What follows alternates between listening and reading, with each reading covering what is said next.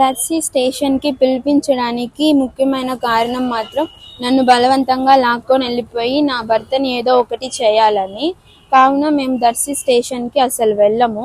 ఏదున్నా కానీ ఒంగోలులోని ఎస్పీ గారి కార్యాలయంలోనే విచారణ జరిపించి మాకు న్యాయం చేయాలని కోరుకుంటున్నాం.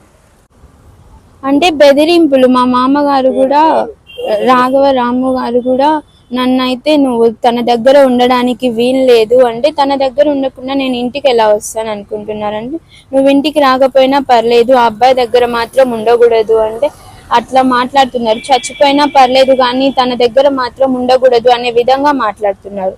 అవన్నీ రికార్డ్స్ అన్నీ ఉన్నాయి. నేను చదువుకుంటున్నాను. నేను బీటెక్ సెకండ్ ఇయర్. నేను వచ్చేసే టైంలో కూడా ఇంటి దగ్గర నుంచి రాలేదు, కాలేజ్ నుంచే వచ్చాను. ఇంటి దగ్గర నుంచి కాలేజ్కి వెళ్ళి అప్పటికి కూడా 1.5 months అవుతుంది. కానీ నేను దొంగతనం చేశానని కేసు పెడుతున్నారు.